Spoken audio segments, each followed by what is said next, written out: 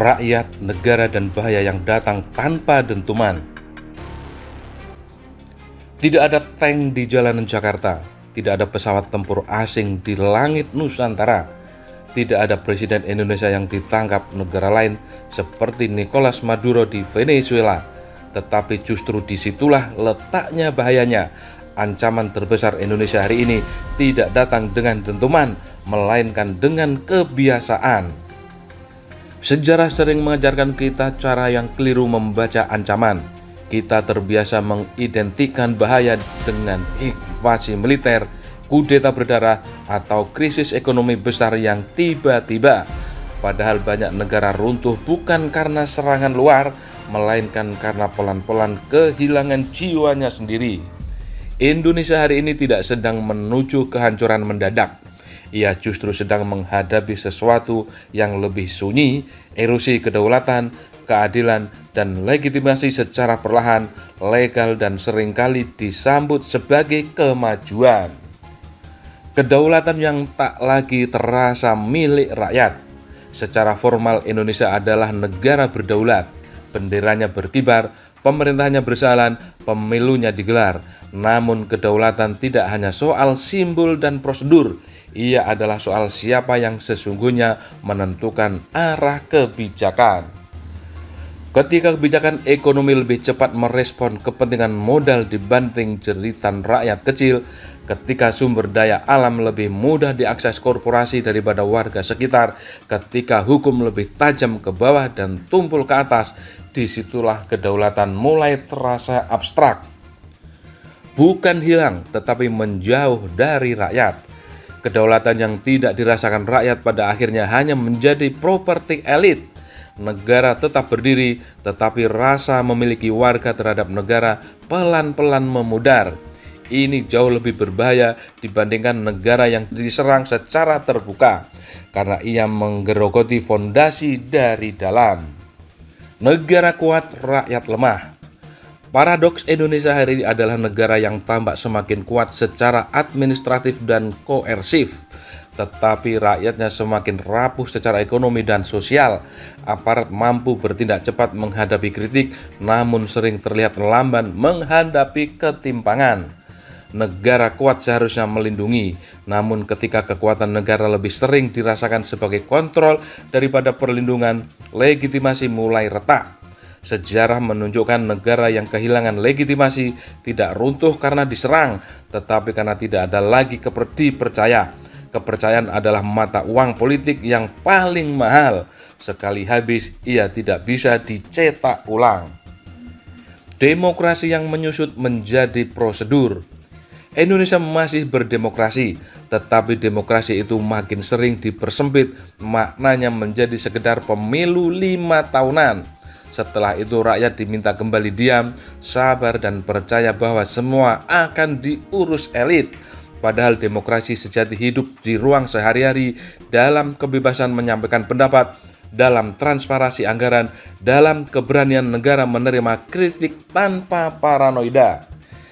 Ketika kritik dilabeli sebagai ancaman stabilitas, ketika oposisi moral dianggap mengganggu pembangunan, maka demokrasi perlahan bergeser menjadi ritual kosong.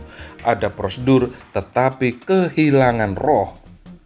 Bahaya paling mematikan bukanlah ketidakadilan itu sendiri, melainkan ketika ketidakadilan dianggap normal. Saat rakyat mulai berkata memang dari dulu begitu, saat korupsi dipandang sebagai resiko jabatan, saat hukum yang tidak adil dianggap nasib, disitulah alarm seharusnya berbunyi keras. Sayangnya justru di fase inilah banyak negara memilih menekan tombol snooze. Normalisasi ketidakadilan adalah bentuk kekalahan psikologis kolektif. Negara belum runtuh, tetapi kesadaran warganya telah menyerah. Geopolitik dan resiko salah langkah. Di panggung global, Indonesia berada di posisi strategis namun rawan. Dunia sedang bergerak menuju fragmentasi. Amerika Serikat dan sekutunya di satu posisi, Cina dan Rusia di sisi yang lain, dengan Global South mencoba bertahan agar tidak menjadi korban tarik-menarik. risiko terbesar Indonesia bukan dipaksa memilih secara kasar, melainkan dipaksa menyesuaikan diri secara halus melalui tekanan ekonomi, teknologi, dan diplomasi. Negara yang kehilangan kemandirian ekonomi dan teknologi akan mudah diarahkan tanpa perlu diancam. Dalam konteks ini, politik luar negeri bebas aktif bukan slogan romantis, melainkan kebutuhan strategis. Salah langkah bukan berarti diserang, tetapi dipinggirkan. Lalu apa yang bisa dilakukan rakyat? Pertanyaan ini sering dijawab dengan romantisme revolusi atau sinisme pasrah. Keduanya keliru. Revolusi tanpa kesadaran melahirkan chaos, kepasrahan melahirkan pembusukan. Peran rakyat bukan menjatuhkan negara, tetapi menjaganya tetap waras. Pertama, dengan kesadaran kritis. Tidak semua orang harus turun ke jalan, tetapi setiap warga bisa menolak kebohongan, menolak manipulasi, dan menolak disedarkan menjadi sekadar massa. Kedua, dengan partisipasi sehari-hari.